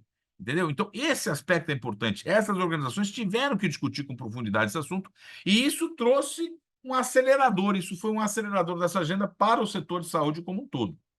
Isso aqui eu recebi hoje de manhã eu recebi isso, acho que eu estava no mailing list do Rodrigo, por sinal quero agradecer aqui especialmente ao Rodrigo Henriques, que foi me apresentado pela Gláucia em Amsterdã, em 2010, eu conheci o Rodrigo em 2010, a Gláucia que me apresentou ele lá em Amsterdã, na conferência do GRI, foi através dela que eu o conheci, e que é uns cara que está muito envolvido nesta agenda com saúde. E aí ele fala, mandou hoje, né, da pesquisa que foi feita, né, internacional sobre materialidade. Aí aqui é os dados de quem foram, né? Interessante, olha, dos 10 melhores hospitais do ranking de 2023, apenas um apresenta estudo de materialidade, né? Apenas um divulga relatório específico sobre o assunto. É só 2 slides sobre isso, e este aqui, né, que chama a atenção bastante. 100% das materialidades inclui temas relevantes à experiência do paciente, que não tem jeito. Para hospitais, não tem como a gente não falar da experiência do paciente. Esse é o item número 1. Se você vai trabalhar com hospital com saúde, a experiência do paciente é fundamental. Saúde, segurança do paciente, qualidade. 92% das materialidades incluem temas relacionados à inovação tecnológica. Nós estamos vendo isso, não é só o prontuário eletrônico, porque a gente fala às vezes no hospital, não, prontuário eletrônico, agora não tem mais papel. E o que mais você faz inovação? Acabou a inovação. Agora não tem mais papel, não tem mais. Como não tem? Inovação é constante, né? Até que ponto você vai fazer cirurgia, por exemplo, no metaverso? Por que não? Nós temos já um case, tudo bem, até porque o Conselho Federal de Medicina não permite, foi feito com simulação, mas era um boneco realista, e uma cirurgia com uma pessoa fora daqui de São Paulo, com participação via metaverso, pessoas de São Paulo. Então, a inovação tem que estar constantemente, não é só o prontuário eletrônico, não é só a eliminação de papel que elimina algumas centenas, milhares e milhões de reais nesse processo. Pesquisa e educação, a gente sabe que é a área da saúde o tempo inteiro. Eu brinco com o pessoal que na hora de depreciar material, a gente tem que estar comprando equipamentos novos. A ultrassonografia de hoje não está comparada com a última dos próximos de 10 anos atrás, e a próxima já não tem mais. E a gente ainda faz ali, a gente pinta, ela fica parecendo um submarino, tá? Porque é para criança, né? A pessoa de manter uma criança quieta sem sedar, por exemplo, não é fácil, né? Então também tem todo esse processo lúdico que está presente lá no hospital, né? 83% das materialidades específicas na área de saúde e hospitais inclui temas relacionados a resíduos, energia, água, mudanças climáticas e impacto. E 75% das materialidades inclui temas relacionados à saúde e segurança do colaborador, que eu costumo dizer que é o principal ativo que o hospital tem, gente. Quem na pandemia, todos aqui que estão participando, nós temos aqui mais de 200 pessoas que estão relacionadas aos hospitais, se não fosse a equipe da assistência, foi ela que garantiu, a gente teve que transformar um hospital em 2, a entrada de Covid, a entrada sem ser Covid, foi isso que segurou, foram as pessoas, a equipe de enfermagem, a equipe médica que segurou os hospitais. É fundamental e essencial a gente ter essa preocupação com o trabalhador, com o colaborador da pessoa. E aí tem aqui o e-mail aí para quem quiser ter acesso à pesquisa completa. Eu recebi hoje de manhã esse slide. Opa, eu tenho que incluir isso. Eu tinha reunião do Conselho Fiscal do hospital às 8h30. Eu recebi isso às 8 da manhã. Eu falei, eu vou dar um jeito de incluir na minha apresentação, porque foi fundamental, e agradeci o Rodrigo por isso. E aí, depois, só para deixar claro, a organização é como um mobile. Por que eu falo mobile, gente? Aquele negócio de ter 3 círculos, um relacionado com o outro, já estou acabando, viu, Ingrid? 3 círculos, um relacionado com o outro. Você já reparou que a maior parte do círculo não está integrada? Aqueles 3 círculos que circulam? Aí o cara coloca a interligação dos 3 círculos como sustentabilidade ou ESG. É a menor parte. Não está errado, a integração tem que ser total. Eu gosto do Mobile porque eu tive uma filha de 3, agora ainda filha de 2 anos e pouco, ainda continuo usando o Mobile, né? Ela tem um Mobile lá no berço ainda, está saindo do berço agora, né? É isso mesmo, você mexe numa peça, todas se mexem. É isso que as pessoas têm que entender. Quem trabalha na área ambiental tem que entender que o que ela faz impacta em custo, pode impactar em receita, tem relacionamento também com a vida das pessoas. E isso vale para as outras duas intersecções. É a governança que rege isso. É isso que as pessoas têm que entender. Que o documento que o Paulo citou lá, de 2004, do Kofi Annan, é isso. O processo de excelência que se teve nas 50 entidades financeiras que foram convidadas, 21 participaram, econômico, financeira, contábil, foi o processo de governança que fez caminhar para ter uma excelência nisso. Então, eu preciso integrar essa questão econômica, financeira, contábil com o socioambiental através de quem? Da governança. A governança não é um pilar, a governança é quem faz o processo de integração. Se você tiver uma boa governança, um processo de governança, como nós falamos aqui, comitê, ter uma estrutura de governança, a coisa vai funcionar adequadamente. 20 minutos e 57 segundos. Passei um minutinho, hein, Ingrid? Desculpa. Excelente, Roberto, obrigada. Eu vou abrir aqui agora para as perguntas, né? Tem várias perguntas que chegaram aqui. A do Maicon, né? Você já respondeu que o Maicon tinha perguntado aqui qual o maior desafio para implementar um comitê de ESG, que você explicou muito bem, o Paulo também falou, né? O Vital, eu vi que você respondeu o do Vital, mas eu vou perguntar aqui, porque aí a Glaucia, o Paulo pode opinar também. O Vital Ribeiro colocou assim: caro Paulo Arias e demais palestrantes, você destacou a importância dos indicadores e citou abordagens por tema, unidade de negócio e área funcional. No setor saúde, temos grupos com grandes redes e várias unidades, que muitas vezes são bastante diversas entre si e situadas em diferentes regiões do Brasil. Como vocês veem o desafio de gerir indicadores de dezenas de unidades de negócios numa grande rede e sua importância para que os indicadores sejam realmente integrados ao processo de gestão dessas diferentes unidades? Se vocês puderem comentar, por gentileza? Eu vou tentar responder. Eu não consigo responder sempre a pergunta no completo, porque às vezes elas são complexas e têm diferentes pontos de vista, né? Quando eu citei a questão de por tema, por unidade de negócio e por área funcional, eu estava falando da criação da política de sustentabilidade, que pode ser feita dessas formas. Quando ele traz essa pergunta, então, relacionada a indicadores, existem tantas, é tão complexo indicadores, porque assim, os indicadores eles precisam conversar, né? Assim, os números precisam conversar. Existem requerimentos específicos dentro dos protocolos dos indicadores que dão contexto aos números também. Então, esses contextos acabam sendo distintos, aí sim por áreas, por departamentos e tal. Eu acho que o que tem sido, o que eu tenho visto no mercado hoje em dia, a gente também está falando aqui do digital, né? Eu tenho visto a utilização muito feliz de ferramentas de coleta de indicadores por parte das empresas. E aí você consegue, por áreas e por departamentos, e alimentando esses números e essas informações quantitativas e qualitativas para que você consiga chegar num consolidado só. Então, é uma luta para você ter sempre, aqui a gente sabe, qualidade nos números. Então, a gente vê empresas até hoje muito bem estabelecidas. Por vezes, a gente vai fazer uma seguração, a gente encontra uma ou outra questão não material, mas importante no consolidado, que precisa ser corrigida. E essas ferramentas ajudam muito na hora, por exemplo, da gente fazer uma seguração, mas tenho certeza que ajudam muito também na hora da coleta. Então, de novo, acho que os indicadores têm que fazer sentido, né? Se faz sentido um número por paciente dia, esse é o número que tem que ser divulgado, não necessariamente o total, que por vezes fica meio perdido. O que isso quer dizer, né? Então, assim, tenho certeza que eu não respondi, mas eu entendo a complexidade de lidar com indicadores dessa forma. Talvez o Roberto possa trazer a experiência de como é que eles fazem por aí e como é que essas questões são tratadas. Se puder compartilhar um pouquinho da experiência nossa aqui, né? O que a gente tem conseguido em relação aos indicadores é essa rastreabilidade da informação. Então, assim, você não simplesmente coletar o dado, né? Porque dado é dado, dado sem análise não quer dizer muita coisa. Então, assim, a partir do momento que você tem um dado, você rastrear de onde vem aquela informação. Então, se o gestor te informou lá que consumiu lá X kWh, cadê a ponta de luz que comprova aquilo, a conta de consumo, né? Ah, se ele falou que consumiu tantos litros de diesel, cadê a nota fiscal? Então, hoje, tudo que a gente tem de informação, de dado, a gente tem toda uma rastreabilidade por trás, até porque tudo aqui é auditado, por conta dos inventários.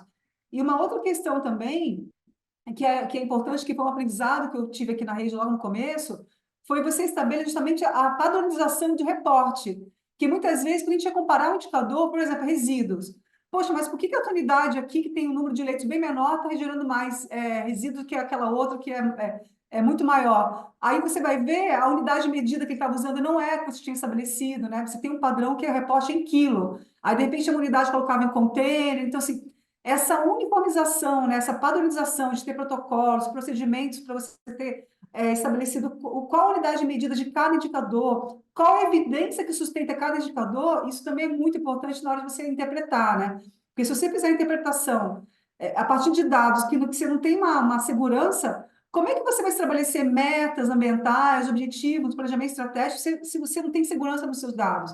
Então, isso é fundamental e a gente tem toda essa acurácia, né? Assim que a gente encerra o período de coleta, a gente faz toda a crítica, né, desses indicadores. Tem uma pergunta aqui que eu acho que para todos vocês responder, do Velmer Carneiro, que fala qual seria o nível de maturidade das empresas brasileiras hoje em relação à pauta e implementação das premissas de ESG. Se vocês puderem comentar, por favor. Olha, Ingrid, eu acho que a gente melhorou bastante em termos de aprendizagem, né, de 2001 para cá. Eu lembro que quando a gente chegava para falar sobre alguns temas, o pessoal falava, o que tem a ver isso, né? Até diversidade. Eu cheguei a ouvir de pessoas em workshop, assim, tipo, você fica falando de diversidade, mas e as pessoas decentes e de bem? Sabe, assim, a gente escutava essas coisas absurdas, né, assim, em grandes empresas, né, tipo, como se as pessoas que a gente estivesse falando da diversidade não fosse de bem, né, e boas. Mas, enfim, eu acho que a gente está ainda numa curva de aprendizagem, a gente deu uma melhorada, por exemplo, se a gente pegar os relatórios, a gente vê que as empresas estão falando mais dos temas materiais do que antes, né? Antes você pegava um relatório de agronegócio que falava só de fundação, do projeto social, né? O relatório de sustentabilidade. Agora a gente vê que os relatórios abordam lá os seus temas materiais. Mesmo assim, ainda falta, né, um caminho para maior transparência e também para fechar o ciclo de raciocínio das questões sociais. Então, assim, eu não vi ainda, Ingrid, um relatório, por exemplo, que consegue mostrar a monetização de aspectos socioambientais como você conseguiu fazer em alguns projetos. Não é fácil, né? Mas eu vi que você já fez isso aí no seu relatório 2023. Né? Então, eu acho que a gente tem aí um caminho, né, que a gente percorreu.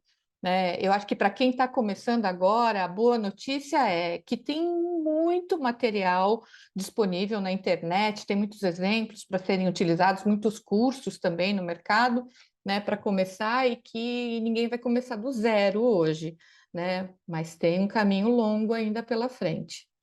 Né? E que, assim, a má notícia é que sustentabilidade é um alvo móvel, a gente nunca vai chegar lá e falar, cheguei, né? Né? É uma coisa que a gente chega num lugar, o negócio mexeu, chega no outro, mexeu, né? Que nem o Paulo falou que está revisando o material da DNV, que está toda hora mudando, né? E conhecimento novo. Então, isso é uma boa notícia, mas assim. Por outro lado, né, é muito trabalho. A gente tem que ficar sempre buscando novos conteúdos, e estudando novos conteúdos. Tem uma pergunta aqui que eu acho que o Gonzalez, né, pode responder, do Eugênio, que fala assim, Roberto, já existe alguma tendência do portal da transparência do governo, instituído pela Lei 2.527 de 2011, de agregar exigência de reporte na linha do ESG? Bem, falar de governo nesse país é meio delicado, né? Se a gente fala que teve avanços, tem alguns aí que vão achar que a gente está criticando o outro lado, né? Mas vou tentar ser o mais técnico possível. A gente teve retrocessos do ponto de vista do portal da transparência, é nítido e claro, a gente teve retrocesso, não adianta dizer que não teve, né?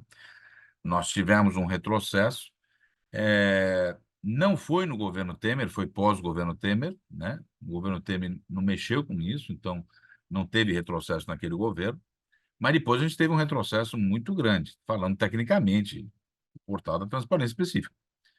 Agora todo esse processo está sendo retomado, né? talvez não como nós aqui gostaríamos, mas está sendo retomado. Existe, sim, pessoas que querem trabalhar esse processo. Eu já tive uma conversa, não direta, indireta, até toquei um pouco nesse assunto de abrir mais informações da ESERB. Eu conheço pessoalmente o Ademar Arthur, que é presidente da ESERB, esteve no Congresso da ANAP, no CONAP, e eu peguei ele e conversei um pouco com ele sobre maior transparência. Então, só para lembrar, né, para quem, acho que todos aqui sabem, mas ela administra 43, se eu não me engano, hospitais universitários do país, né? O vice-presidente foi conselheiro nosso, o doutor Daniel Beltrame foi conselheiro nosso. O Ademar Arthur eu não consigo chamar de doutor porque eu conheço ele desde a infância, então eu não consigo chamar. Foi ministro da Saúde, né? E foi meu médico homeopata. Então, eu já comecei com ele. E esse é favorável. Só que existe toda uma política de Estado, né? Então, o que ele comentou, né, e vários outros já comentaram, é que existem limites para algumas organizações do Estado fazerem algo sem não estar vinculado à política de Estado, né? Mas existe sim uma tratativa para que este assunto, a agenda ESG Sustentabilidade, entre mais em todas as organizações do Estado, não só especificamente as organizações de saúde vinculadas ao Estado, mas também outros. Existe sim. Procurei ser o mais técnico possível, tá, Ingrid? Obrigada. Paulo, tem uma pergunta aqui do Erasmo Caetano que você pode ajudar a gente aqui na resposta.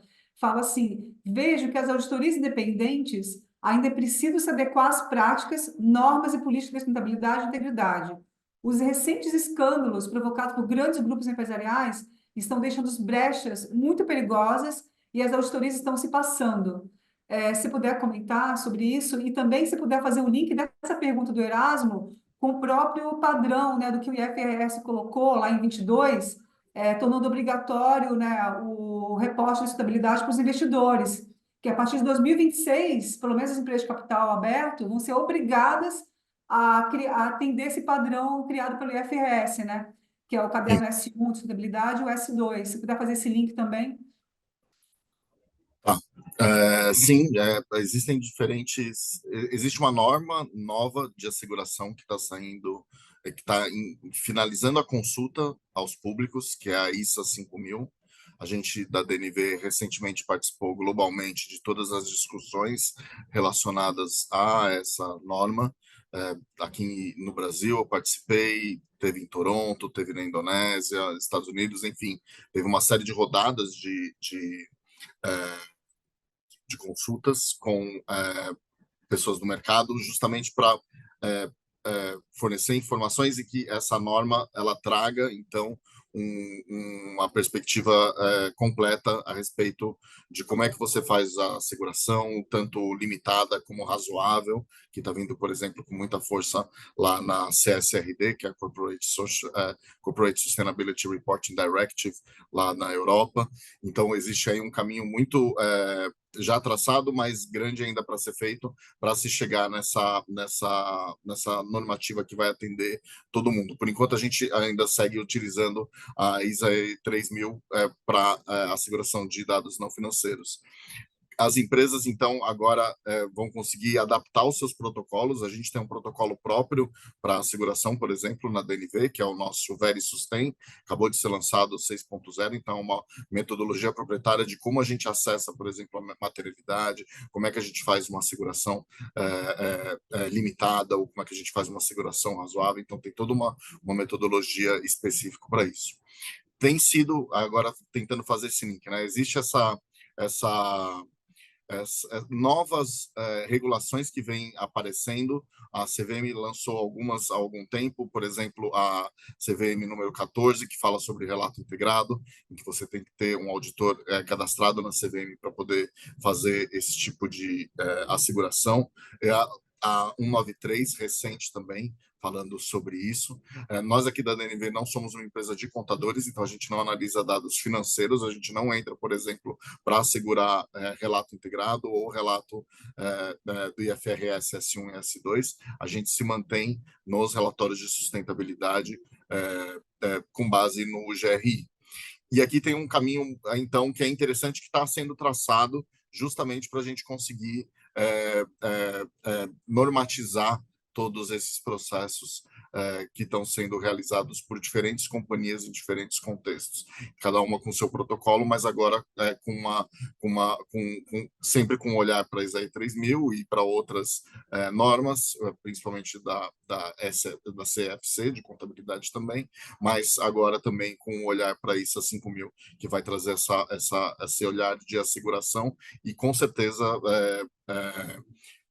ajustar aquilo que precisa ser ajustado e aprender com erros passados que possam ter gerado alguma distorção no mercado. Mas com certeza vai crescer muito, né, Paulo? A partir de 2026, vai se tornar obrigatório, né, você incluir informações quantitativas, né, a valoração dos indicadores socioambientais, pelo menos obrigatória para a empresa de capital aberto, isso vai puxar muito a agenda, porque a gente está falando agora de norma internacional de contabilidade para sustentabilidade.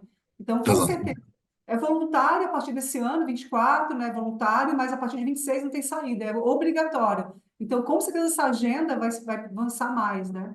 A CVM ela participa, ela não é votante, mas ela participa do Comitê Brasileiro de Processamento de Sustentabilidade, e foi tudo acordado com isso, para acelerar a agenda, né? A CVM fez isso, mas o Brasil está bem, não está ruim. Logicamente que as empresas de saúde que estão listadas na Bolsa vão ser obrigadas, não tem jeito, porque é o processo que está sendo seguido. E a CVM já deixou claro que não vai postergar os seus prazos. Glaucio, tem uma pergunta da Priscila aqui que com certeza você pode ajudar, fala assim, eu estou numa maternidade pública e estamos no momento de implementar indicadores. Você tem indicações de referências ou bibliografias para eu buscar informações sobre metas, parâmetros, para eu ter o norte? Você acha que ela pode usar, de repente, Glaucia, além da GRI que você explicou bem, o Instituto Ethos, ferramentas do Indicadores Ethos? O Ethos, a ESG, acho que vale a pena utilizar, né? Agora, KPIs, né? Aí a própria empresa que tem que fazer, né? Por nível, KPI para CEO, KPI para os médicos, KPI para coordenador, para diretor, enfim. Aí são, né, metas e indicadores que a própria empresa tem que definir para si mesma. Mas acho que indicadores Ethos, SASB, GRI, eu acho que são ferramentas que você pode utilizar, né, para esse processo. Agora, tem que ver ferramenta, né? Tem que pegar esses indicadores e ter como uma diretriz, Priscila, que assim, aquilo que você definir tem que fazer sentido, como o Paulo e o Roberto já mencionaram, tá? Não adianta a gente ficar acompanhando o indicador, porque está lá na GRI, porque está no Ethos, porque está no SASB, se ele não fizer sentido para a gente. Tá? Então, talvez alguns indicadores, por exemplo, que você já tem ali para acompanhar o ONA, o JCI, para acompanhar outras, né, iniciativas que já tem aí no próprio setor, de repente fazem mais sentido para vocês. Não sei se eu respondi, Ingrid. Sim. Se você puder colocar, Glaucio, por gentileza, aquele link do Indicadores Ethos, sabe? Que nem todo mundo Tá, conhece também, é muito bacana. coloco sim. Roberto, se puder também comentar com a gente também aqui sobre como que uma empresa ela consegue incorporar os fatores ESG na estratégia de mitigação de riscos, né? Eu acredito que todo hospital tem uma área lá que cuida da gestão de riscos.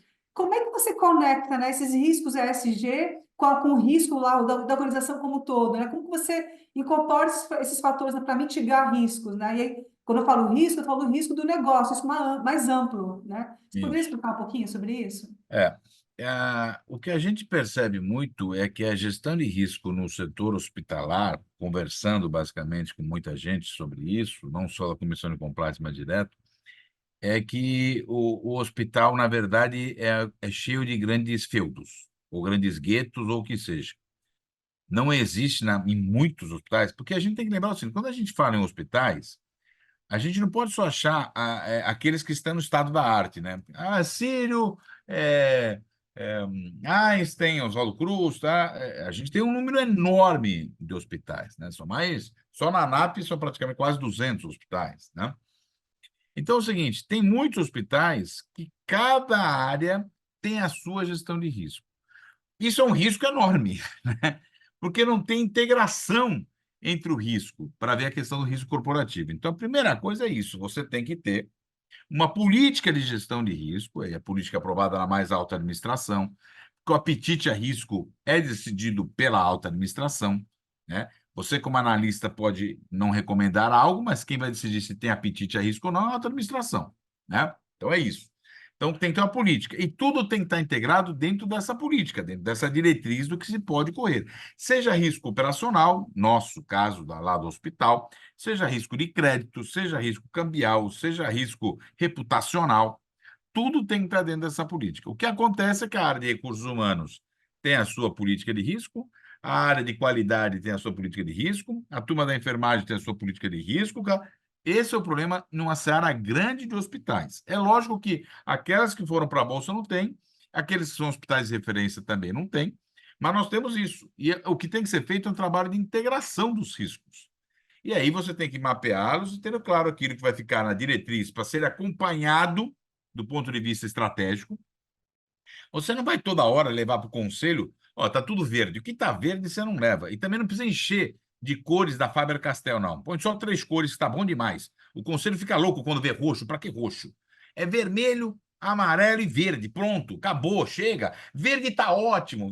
Amarelo, pá, tá assim. E vermelho vai ferrar tudo. Entendeu? É simples assim. Por que as pessoas complicam? Entendeu? Não, esse risco é 10%. Aí põe um monte de cores, ninguém nem lembra qual é a cor. Todo mundo sabe o que é verde, amarelo e vermelho. Então, pronto. Eu já vi gestor de risco que tinha mais cores que a Faber-Castell. Pô, não pode, caramba. Entendeu? É 3 cores, acabou. Entendeu? E você leva para o conselho o vermelhão e o amarelo você põe lá em atenção. É isso que tem que ter. Você manda o material prévio para eles, entendeu? E aí o conselho vai decidir se quer discutir ou não o assunto, mas você tem que ter mapeado isso. Por exemplo, vamos um exemplo real, independente do seu hospital. Em 2006, teve a gripe aviária. E se discutiu que nós teríamos uma pandemia mais cedo ou mais tarde, em 2006. Muita gente colocou risco pandêmico em sua matriz de risco. O que era verde? Ó, não vai ter, não. Aí, em 2019, em outubro, isso aqui pode ser meio amarelinho. E em novembro, dezembro, opa, 2019, isso aqui é vermelho. Aí pronto. Essas organizações que fizeram isso se prepararam muito mais para a pandemia do Covid do que não tinham no seu mapa de risco. Entendeu? Então, aí você tem que conhecer a realidade, e não só do hospital, mas de tudo que impacta. Então, olha só, teve gente que teve visão em 2006. Gripe aviária, não foi pandemia, mas todo mundo falou, existe um risco pandêmico. 2006, aconteceu em 2020, 14 anos depois. Mas o cara deixou lá como remoto, remoto, remoto, remoto, depois possível, depois provável. Obrigada, Roberto. Para a gente caminhar aqui, né, em respeito até ao horário, eu só queria fazer uma última provocação para vocês em relação à diversidade, né? A Bolsa de Valores soltou um índice que é lá o Indiversa. E o setor saúde, acho que teve um dos menores scores de diversidade. O setor saúde ficou com um score de 27 de 100. O que vocês acham, né, e Gláucia, Paulo, né, e você também, Roberto, que falta para a gente avançar, alcançar novos patamares em relação ao tema diversidade no nível de governança? O que vocês acham que está faltando? Já que a gente está com... isso é uma pesquisa feita em todas as empresas listadas, e no setor saúde, 27 de 100, muito baixo, né?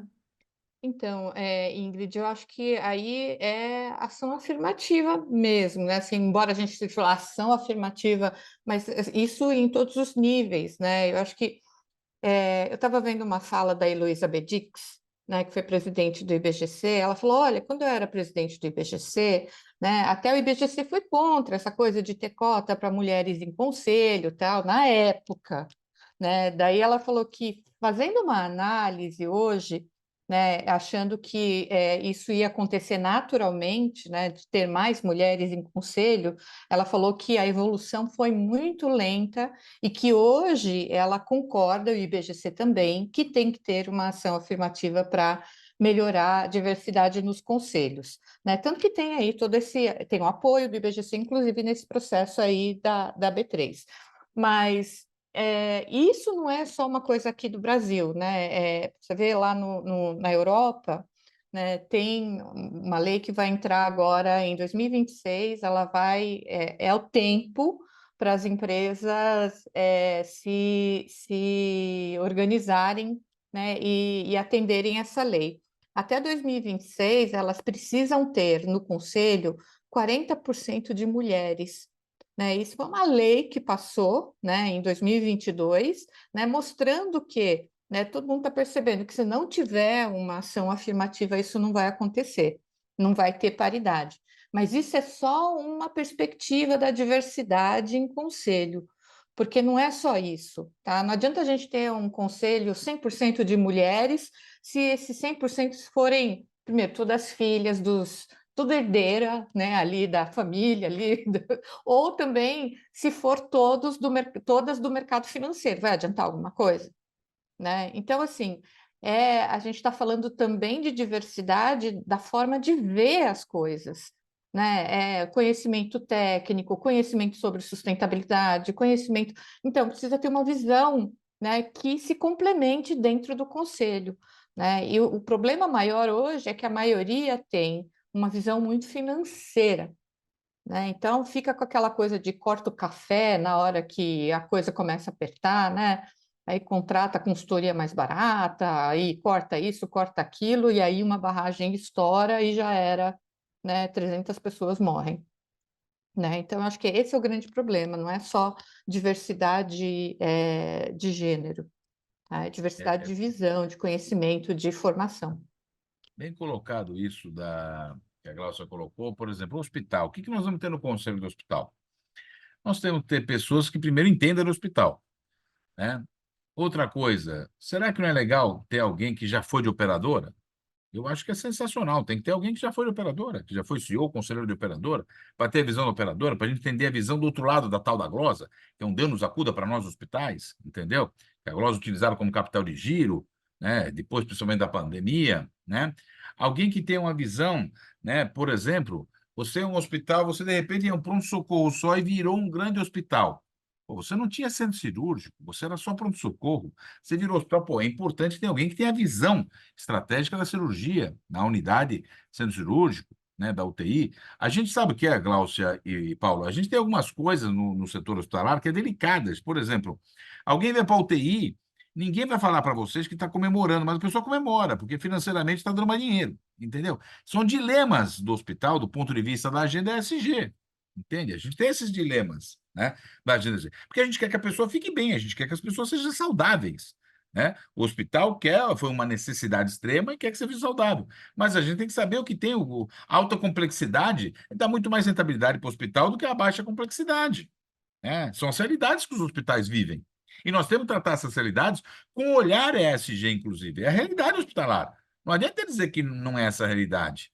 Entendeu? Vou contar um caso, foi de uma operadora, não posso falar o nome da operadora, isso foi há 300 anos atrás, tá? Eu fui consultora dessa operadora, né? Eu estava numa reunião, de repente alguém entrou, né? E falou que fulano tinha morrido. Tinha eu e mais duas pessoas que não tinha nada a ver com a operadora. Todo mundo começou a comemorar. Aí nós ficamos tão sem jeito. Meu Deus, estou comemorando morte. Porque aquele senhor consumia 300 mil reais por mês do operador e ele pagava 1.000 e poucos reais por mês. Né? A operadora comemorou. Depois eles ficaram tanto sem jeito que acho que mandaram cesta de flores, mandaram um monte de coisa lá para o operador. Porque nós três ficamos, a gente não sabia da história, né? A gente ficou todo sem jeito. Aí eles entenderam, e todos eles eram médicos, hein? Aí eles entenderam, falou, né? Então, ó, a gente lida com umas dicotomias que a agenda ESG provoca, e é bom que provoque, para a gente lidar. A gente não pode pôr embaixo do tapete. A gente tem que saber lidar com isso. É a realidade que nós vivemos. É a realidade que nós vivemos. Na pandemia, os hospitais tiveram que aprender a viver uma nova realidade. Não tem jeito. E da diversidade, a Glaucia tocou num ponto fundamental. Né? Uma vez uma pessoa falou assim, Glaucio, não, meu conselho é super diverso, mas ele foi em raça, né? Foi em gênero, ele tinha até um anão no conselho, mas todos eram especialistas em finanças. Que raio de diversidade é essa? Não tem diversidade de escambau, meu filho. Entendeu? A diversidade tem que ser completa. Eu tenho que olhar a diversidade de uma maneira geral. Eu não posso olhar só de um ponto específico. Bom, muito obrigada.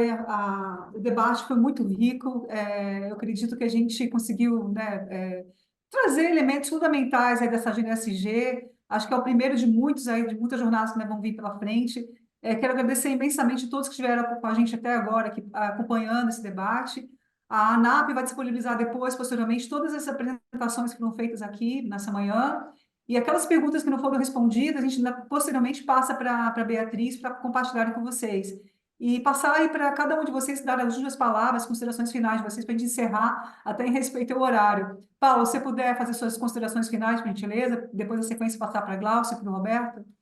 Gente, vou ser breve. Muito obrigado pelo espaço, muito obrigado pelos participantes que estavam aqui até agora e pelos palestrantes que estão aqui. Um prazer, Roberto, Gláucia, Ingrid, participar desse projeto com vocês. Espero que venham muitos pela frente.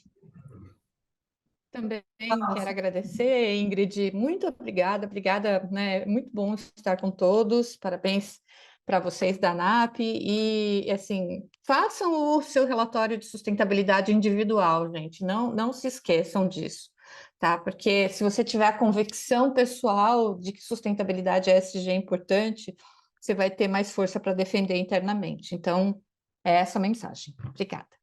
Obrigada, Glaucia. Roberto.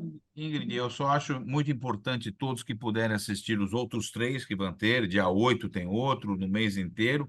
Eu já falo aqui, Ingrid, que eu vou poder só assistir o dia 8, depois vou tentar assistir dia 29, porque eu estou viajando. Dia 11 eu vou ficar fora do Brasil, volto dia 29, às 5 da manhã eu chego. Se eu estiver bem, eu assisto do dia 29 também, que é de governança, inclusive, dia 29 de fevereiro, né?